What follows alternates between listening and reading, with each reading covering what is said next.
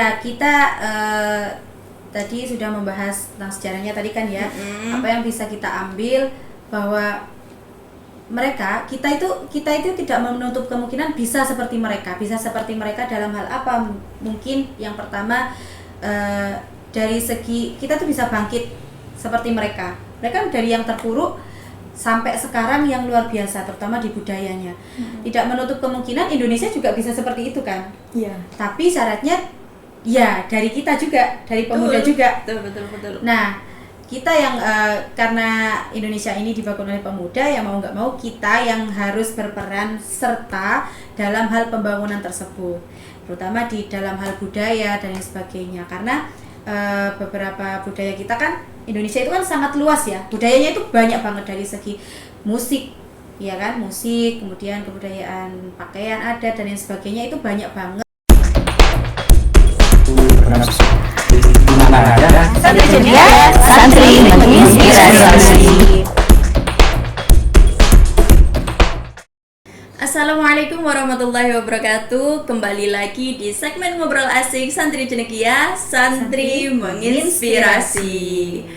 Kali ini ngobrol asik saya ambil alih nih. Biasanya Mbak Aan yang jadi host, sekarang gantian. Saya yang jadi host dan Mbak Aan yang saya wawancara. Oke, kali ini kita mau bahas apa nih Mbak Aan? Mau bahas apa enaknya lah? Kalau apa ya? Kalau Mbak Aan, nah ya. Jadi teman-teman, Mbak Aan ini adalah teman saya yang sangat-sangat suka dengan budaya Korea. Jadi saya ingin mengulik banyak hal dari Mbak Aan ini tentang budaya Korea, sehingga hari ini ngobrol asiknya tentang K-pop aja ya, K-pop, K-drama, dan pokoknya hal-hal yang berbau tentang Korea. Iya, betul sekali, hal yang berbau tentang Korea. Oke Mbak Aan, kita langsung aja pertanyaan pertama. Kira-kira apa sih Mbak Aan perbedaan antara K-pop dan K-drama itu? Oke, kita ini disclaimer dulu ya sebelumnya ya teman-teman. Bukan berarti saya yang paling tahu, tapi di antara teman-teman saya yang paling tahu itu ya. Nggak semuanya, maksudnya circle-nya di circle kita memang saya mungkin yang lebih tahu dari teman-teman. Jadi lah K-pop sama K-drama itu sebenarnya agak beda.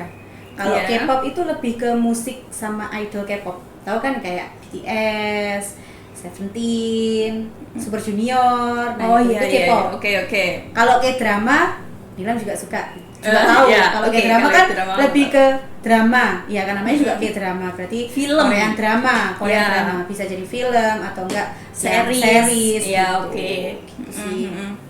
Oke, jadi kalau K-drama itu lebih ke series, film, kemudian pembangunan cerita kayak gitu-gitu ya Mbak? Betul, jadi memang series, makanya drakor yang gak hanya beberapa episode saja. Kalau Indonesia kan sinetron panjang, ada kok di Korea juga sitcom kayak gitu yang panjang banget ada, cuma memang tidak terlalu tidak terlalu booming di Indonesia, mungkin hanya yang sana aja kayak series-series gitu. Tapi yang umum-umum kan berapa episode, 16, 32, 20. Rata-rata itu memang 16, 20 gitu ya. Tapi ada juga yang 12 kalau nggak salah. Ya, betul. Oke. Kenapa sih Mbak Aan suka sama K-drama? K-pop juga lah ya. Kenapa? Kenapa suka dengan budaya Korea itu kenapa? Iya.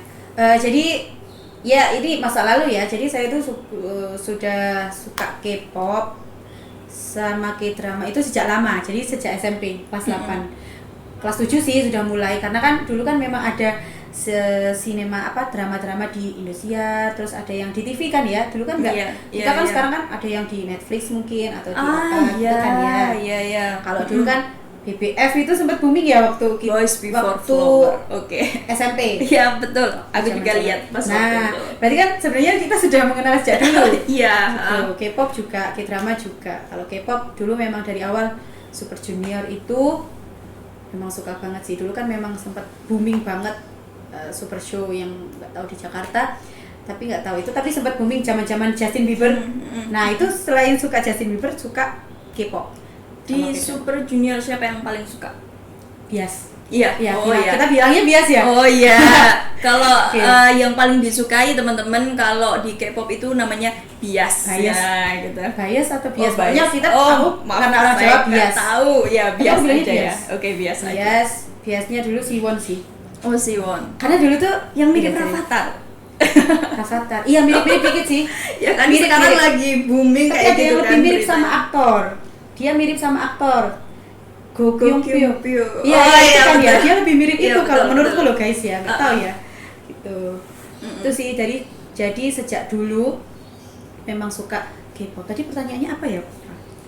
Kan kenapa suka K-pop? Oh, kenapa Iya, kok suka kenapa K-pop? suka Iya. K-drama gitu. Pertama ya kalau suka K-pop, musiknya itu apa ya? Enak itu didengar. Gitu kan. Selain good looking ya, good looking itu juga termasuk salah satu faktornya. Good looking is number Good one. looking, good looking is number one. Enggak number one juga sih, Oh, tapi kan enggak. karena enak dilihat gitu kan mereka. Sehingga kan Ngerti. enak gitu. Didengarkan enak juga musiknya. Kalau musik sedih, yo kita ikut sedih gitu loh, nggak tahu kenapa ikut sedih. Padahal ya tahu artinya cuma baca liriknya sebentar tapi sambil mendengarkan sambil mendalami juga. Sampai nangis.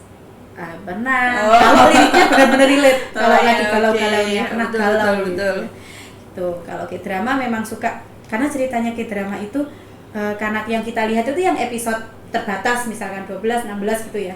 Jadi itu ada alurnya. Kita dibuat penasaran apa sih selanjutnya seperti itu. Kadang kan ceritanya memang ada yang relate kehidupan kita atau yang mungkin fantasi tapi menarik ceritanya sehingga kan kita kayak kok penasaran jadi menarik gitu sih. Oke. Kalau K-drama, sebenarnya K-drama apa sih Mbak An yang paling suka selama ini ya? Apa gitu? Genre Judulnya, genre apa yang paling suka? Terus nama dramanya apa sih? Oh, kalau yang paling disuka ya, nggak paling disuka, tapi ada beberapa yang Biasanya mungkin nonton bagus. apa nih? Biasanya. Drama yang saya sukai itu biasanya yang relate sama kehidupan Oke, yang atau relate. yang nggak mikir. yang nggak mikir. Yang nggak oke. mikir. Biasanya Betul. gitu.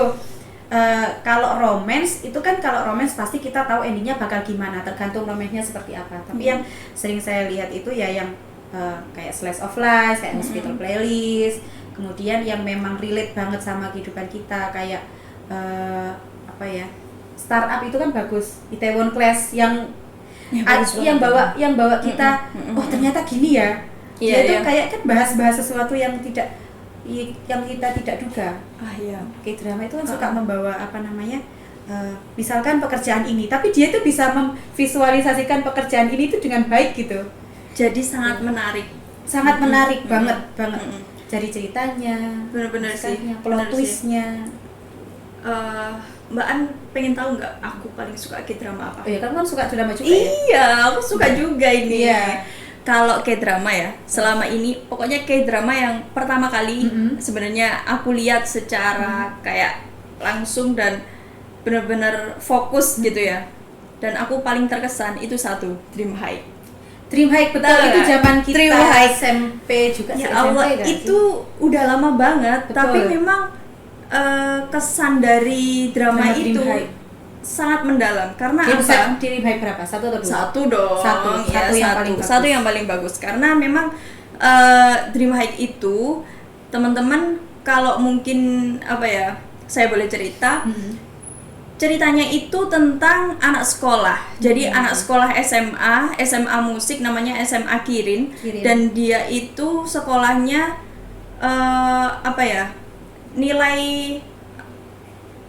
apa ya, tantangan di sekolahnya sangat besar. Jadi Oh, iya. untuk masuk sekolah itu benar-benar anak-anak tertentu yang memang punya basic musik yang dibutuhkan gitu di Masalah industri. musik intinya. Betul. Tapi yang paling berkesan adalah nilai perjuangan mereka. Itu luar biasa kalau menurut Betul, saya. betul. Jadi detail-detail yang mereka gambarkan pada tahun itu ya, setahu saya itu Dream High itu tahun 2013 kalau nggak salah. 2010 2012 2012 ke 13 kayaknya ya. pokoknya situ ya, masih SMP. iya, pokoknya tahun itulah ya. Nah itu sangat-sangat luar biasa Betul. dan membantu kita, apalagi anak-anak yang memang mungkin mendapatkan masalah yang sama, mungkin tidak mendapatkan sekolah yang diinginkan kah, atau apa ya, terpuruk di pendidikannya, itu relate banget sih, harus Betul. nonton itu beneran. Ya itu rekom juga sih. Rekom karena untuk pemuda gitu ya, anak-anak relate sama anak muda, anak-anak maksudnya muda gitu. Maksudnya benar-benar relate, mereka itu berjuang dari nol untuk mencapai impiannya gitu kan. Betul. Dan setiap episode itu kayak ngasih tantangan. Dia kan kayak seni musikal. Iya, drama musikal drama gitu, ada musikal. nyanyinya, ada itunya.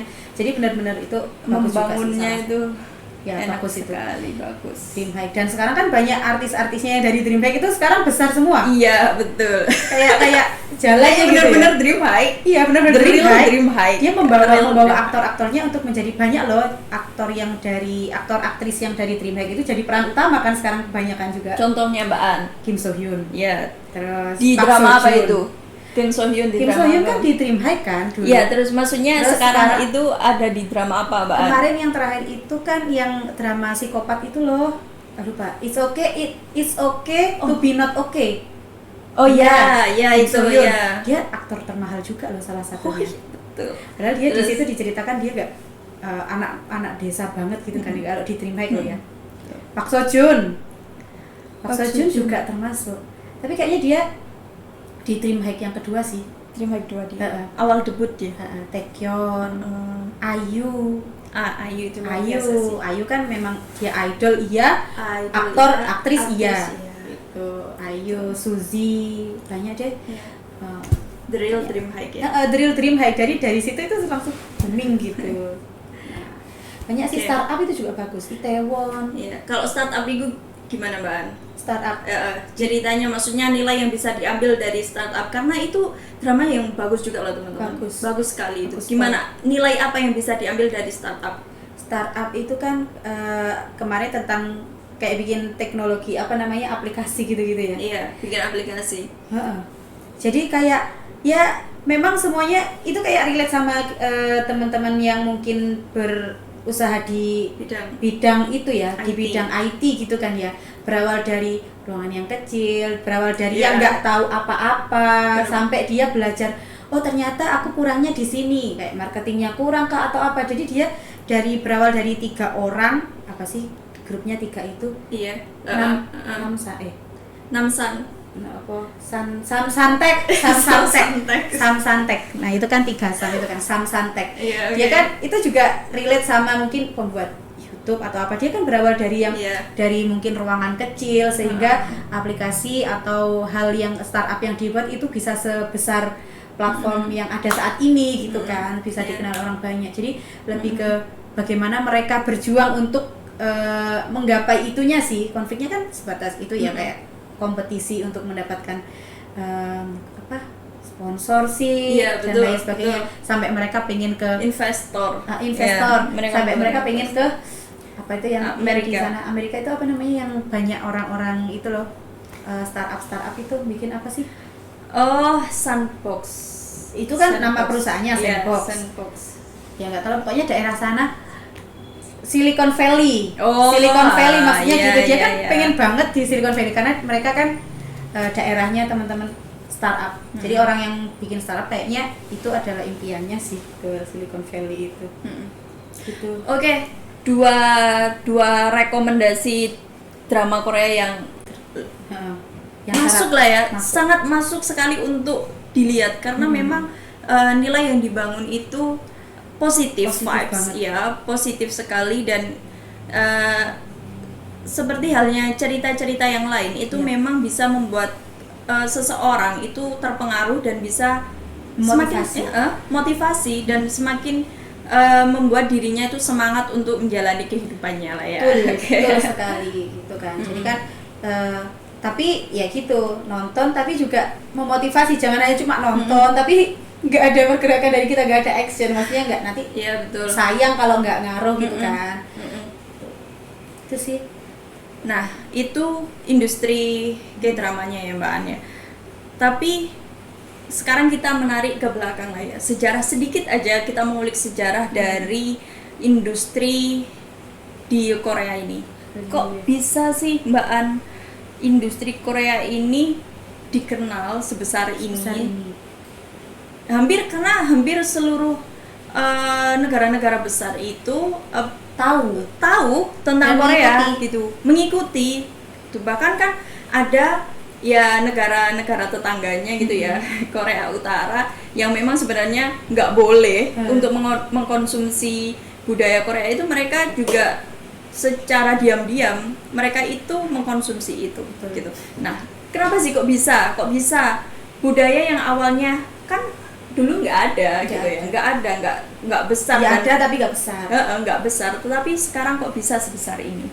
Oke, kalau ditarik sejarahnya ke belakang, memang yang paling terkenal dari Korea sekarang itu adalah budayanya ya, sehingga itu yang menarik perhatian, yang menarik wisatawan atau pelancong dari berbagai manapun untuk datang ke Korea, menikmati budayanya, entah itu makanan, pakaian, musiknya dan lain sebagainya. Nah, kalau kita tarik dari belakang ke belakang lagi, sebenarnya dulu Korea juga berawal dari negara yang tertinggal, miskin, gitu ya, penuh konflik, dan ya pokoknya tertinggal gitulah ya. Nah, saat itu memang mengalami resesi. Nah, akibatnya itu kan mengalami resesi. Nah, sehingga pemerintah setempat memikirkan nih, gimana nih caranya untuk berkembang, gitu kan. Nah, kira-kira apa yang bisa diunggulkan dari negara ini untuk mengangkat negaranya, biar untuk mengembangkan, biar nggak tertinggal, biar makmur mungkin ya. Sehingga tercetuslah mungkin formula untuk kenapa ini nggak dimanfaatkan saja, sektor pendidikannya diperbaiki gitu kan. Diperbaiki, kemudian nyontek dulu catatannya.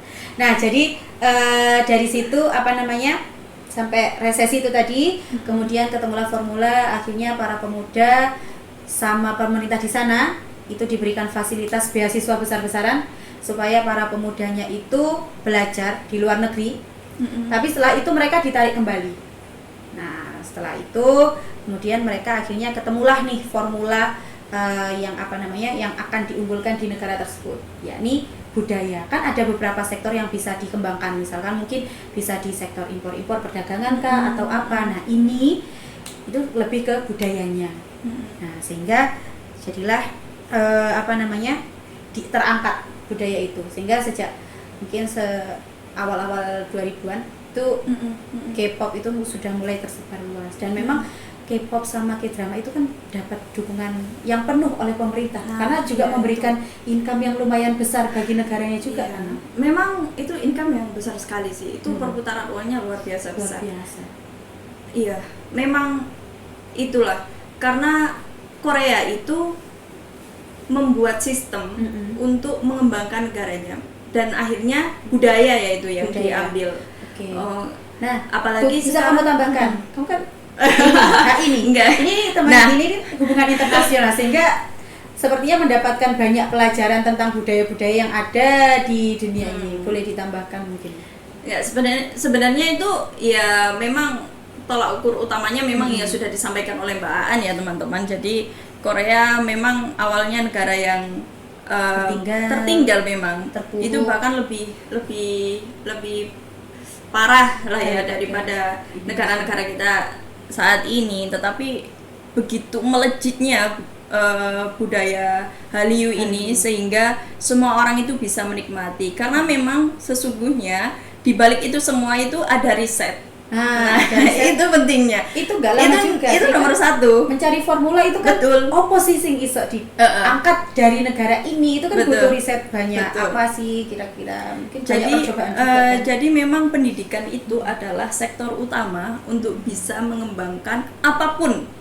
Karena memang dari pendidikan itu nanti kita bisa tahu masalahnya itu ada di mana, kita penyebabnya itu kembali gitu kan. Bagaimana, terus cara solusinya bagaimana, gitu. Seperti apa untuk kita menangani masalah ini, sehingga Korea itu salah satu negara yang berhasil untuk mengembangkan sektor pendidikan dan diterapkan secara langsung di negaranya terutama. Nah, khususnya itu sektor industri budaya. Gitu teman-teman. Makanya tapi maksudnya kan artinya nggak budaya saja yang mempengaruhi, tapi di belakangnya kan harus ada sektor pendidikan juga. Berawal dari ilmunya juga, sehingga tahu ini yang harus dikembangkan, dan terbukti kan sekarang memang mana sih yang nggak kenal sama Korea Selatan ya khususnya. Betul. Dan dampak utamanya juga pasti di sektor ekonominya. Pasti ekonominya terangkat banget itu kan. Sekali. Jadi negara maju kan Korea sekarang. Coba sekarang kalau kita pikirkan habis pandemi selesai, ini kan konser di mana-mana. Itu kan pasti income yang masuk juga luar biasa banget gitu. Makanya selalu diunggulkan mereka. Apalagi di sektor entah K-drama atau K-popnya. Bahkan yang K-drama itu kan sampai yang menang piala Oscar kemarin itu kan dari Korea juga. Parasit. Parasit. Iya kan? Betul. Ya itu saking boomnya. Dia kan bukan film yang berbahasa Inggris full, bahkan dia berbahasa Korea, bahkan dia bisa memenangkan piala Oscar. Artinya memang sudah sangat berkembang dan sangat melejit. Gitu kan ya. Sangat global lah. Oke. Pengaruh. Setelah kita membicarakan tentang sejarah sejarah terus kenapa sih suka ini itu dan lain sebagainya. Nah, yang paling penting juga positifnya saat kita menikmati budaya Korea itu seperti apa, Mbak? Ini dampak positif dulu apa negatif nih? Positif dulu lah ya, positif dulu aja. Positif. Memang ya, seperti yang kita bahas di awal-awal tadi, kita kan sempat membahas tentang dream high lah atau startup. Jadi memang dampak positif dari nonton K-drama ini bukan berarti saya mengharuskan kalian nonton ya, terserah itu mah. Tapi memang ada beberapa dampak positif ketika kita nonton K-drama itu ya. Dari segi sinematografinya kan memang bagus. Betul. Dia pemilihan latar, pemilihan settingnya itu benar-benar disetting sedemikian rupa menyerupai aslinya gitu. Itu kan membutuhkan effort yang luar biasa untuk membuat demikian. Nah, sehingga dia bisa menyajikan film atau drama yang bagus. Itu dari segi ini tampilannya ya. Kalau dari segi ceritanya itu banyak sekali dia mengangkat tema-tema yang relate sama kehidupan kita. Mungkin dari yang bisa kita ambil hikmahnya, ada pelajaran-pelajaran tertentu. Misalkan kayak yang tadi startup, dia fokus untuk membahas hal-hal yang tentang IT. Sehingga kita ya nggak tahu apa sih Silicon Valley, apa sih startup ini, itu kan kita jadi tahu gitu. Kemudian kalau misalkan kita nonton mungkin drama-drama yang berbau tentang rumah sakit, itu kan juga kita akhirnya tahu, oh ini namanya MES, ini namanya itu gitu kan. Jadi ada banyak hal yang kita ambil dari situ, dari nonton itu kita banyak tahu, oh ternyata begini toh gitu. Kinerja yang harus dilakukan. Dan mereka pun kalau bikin drama itu kan nggak main-main ya. Kalau misalkan memerankan dokter, mereka ya beneran panggil dokter untuk mentraini atau mengajarkan ke aktris atau aktornya untuk latihan, misalkan apa itu yang gini, cara pegangnya, bahkan pinset mungkin cara pegangnya gimana, itu benar-benar dilihat gitu. Jadi mereka kalau membuat apapun itu nggak main-main, sehingga itu bisa kita ambil pelajaran dari situlah. Sesuatu yang baik, yang effortnya luar biasa itu pasti menghasilkan sesuatu yang baik juga gitu. Ada banyak kok kisah-kisah yang lain selain startup, Dream High, Itaewon itu kan juga berasal dari narapidana juga yang bisa bangkit dari keterpurukan. Tapi sebenarnya dia memang difitnah ya. Itu harus digarisbawahi bahwa sebenarnya dia itu Itaewon. Iya, tapi kan teman-temannya nggak hanya itu. Maksudnya dia juga mengangkat teman-temannya untuk bangkit, bahwa kamu tuh bisa bangkit kok setelah mendapat setelah di penjara dan lain sebagainya. Mungkin memang pandangan orang kalau sudah napi itu artinya mereka melakukan kesalahan, padahal nggak semuanya gitu kan ya, bisa jadi salah tangkap atau apa kan kita nggak tahu. Jadi gitu sih, ada banyak pelajaran yang bisa kita ambil dari nonton K-drama. Mereka juga mereka kan juga memvisualisasikan, menyajikan berbagai pekerjaan itu dengan baik gitu loh. Dia bisa menceritakan, oh ternyata di belakang layar itu seperti apa, di industri fashion misalkan desainer dan lain sebagainya, seperti itu gimana.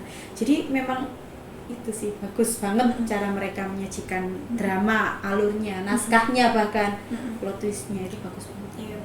Tapi memang gini ya teman-teman, hal yang menurut saya paling menarik dari K-drama itu salah satunya adalah cara mereka itu membangun cerita. Itu mereka kaya sekali dalam hal membangun cerita itu sendiri, karena memang terlihat dari hasil yang mereka berikan gitu. Cerita-cerita yang diberikan itu memang beda-beda.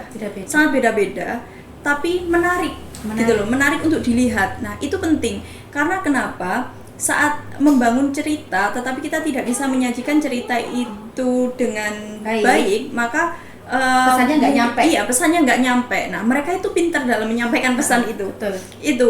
Nah, kembali lagi saya tarik dari itu, dari penyampaian itu, berarti kan memang satu hal, mereka pendidikannya luar biasa. Kalau menurut saya pastilah itu. Mereka pengetahuannya tentang industri, budaya dan perfilman. Pokoknya intinya budaya inilah ya. Itu sangat tinggi gitu loh. Sehingga mereka itu bisa menyajikan hal yang bisa kita nikmati secara instan, tetapi di balik itu semua itu prosesnya luar biasa banget gitu. Ya. Jadi peran-peran kecil itu sangat-sangat membantu dia bisa maksimal gitu loh. Artinya kalau misalkan tadi kamu bilang pendidikannya sangat bagus, dari dia membuat cerita aja pasti dia membaca berbagai literatur yang ada, akhirnya dijadikan satu, gimana cara mungkin entah cocokologi menyambungkannya gitu kan, nggak main-main berarti kan. Apalagi kalau mereka dramanya membahas hal yang berbau politik atau berbau mungkin hubungan secara internasional, entah perang atau apa, dia kan pasti harus tahu dulu ceritanya seperti apa, terus dia akan mengangkat ceritanya dari mana, apa yang ingin tersampaikan dari sekian banyak cerita, mungkin poinnya itu di mana gitu ya. Iya, betul. Literasinya sangat bagus banget. Literasinya pasti sangat bagus. Nah, itu sentilan untuk kita. Itu pelajaran nggak hanya drakor tapi juga harus baca, banyak-banyak riset gitu kan. Gitu ya. Oke. Dampak positif tadi kan. Itu dampak positifnya ya, teman-teman. Kalau dampak negatifnya, Mbak Aan? Dampak negatif halu.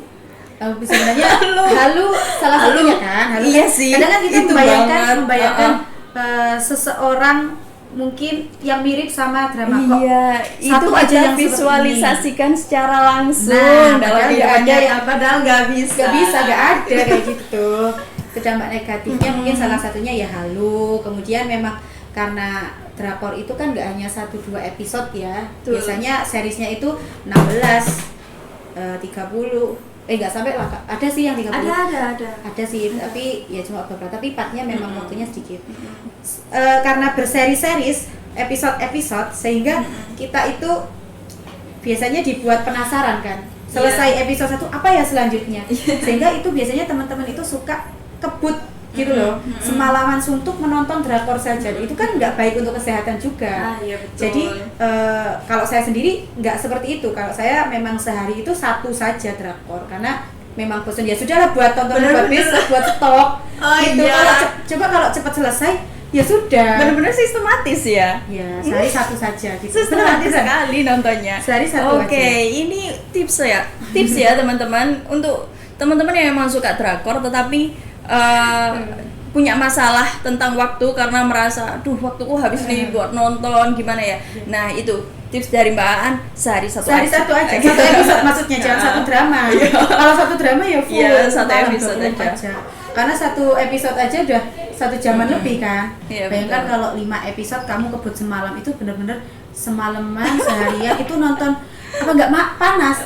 Jujur kalau aku panas. Beneran aku panas. Maksudnya apalagi kita yang pakai kacamata kayak gini. Iya, penasaran sih, tetap penasaran ya. Ya itu ya. tak tahan, bener-bener tak tahan, karena buat stok besok. Kalau kita cepat selesai, besok nggak ada tontonan kan. Nunggu apa ya yang lagi booming lagi gitu sih. Jadi memang dampaknya ya menghabiskan waktu itu, terus bahaya juga sama kesehatan. Jadinya kan kita kan nonton kan pasti lama gitu kan, entah di HP atau di TV gitu kan ya, lama, nggak baik juga. Tapi memang segala hal yang berlebihan itu nggak baik. Nggak baik, betul. Yang wajar-wajar saja gitu ya, maksudnya nggak usah yang berlebihan. Harus selesai 16 episode dalam semalam karena penasaran, dengan alasan penasaran. Janganlah, eman kesehatan kita gitu kan. Oke. Capek nanti. Oh ya, oke. Karena kita udah lama ya Mbak, udah ngomongin banyak hal lah kita tentang budaya Korea. Terakhir nih, pesan Mbak Aan. Karena gini, setelah kita melihat latar belakang budaya Korea, terus kemudian perkembangannya, bagaimana cara mereka mengemas itu dan menyampaikan kepada kita secara menarik dan masif gitu ya. Nah, untuk pesan Mbak Aan lah untuk anak-anak muda gitu lah ya. Kita kan ya masih muda lah ya, gitu. Aku juga masih muda. Pesannya untuk kita semua, karena gini, kita kan bisa apa ya, apa itu namanya, astagfirullahaladzim, mendapatkan impact yang baik dari pembelajaran kita hari ini. Ya, oke. Ya, kita tadi sudah membahas tentang sejarahnya tadi kan ya. Apa yang bisa kita ambil bahwa kita itu tidak menutup kemungkinan bisa seperti mereka dalam hal apa? Mungkin yang pertama dari segi kita tuh bisa bangkit seperti mereka dari yang terpuruk sampai sekarang yang luar biasa, terutama di budayanya. Tidak menutup kemungkinan Indonesia juga bisa seperti itu kan? Iya. Tapi syaratnya ya dari kita juga, dari pemuda juga. Betul. Nah, kita yang karena Indonesia ini dibangun oleh pemuda, ya mau nggak mau kita yang harus berperan serta dalam hal pembangunan tersebut, terutama di dalam hal budaya dan lain sebagainya. Karena beberapa budaya kita kan, Indonesia itu kan sangat luas ya, budayanya itu banyak banget, dari segi musik, ya kan, musik, kemudian kebudayaan, pakaian adat dan lain sebagainya, itu banyak banget, sehingga itu bisa juga kita adopsi caranya. Bisa lah diadopsi, maksudnya bisa disebarkan, bisa kita kenalkan kepada teman-teman di negara asing mungkin seperti itu. Sehingga tidak pudar begitu saja budaya kita yang ada gitu loh.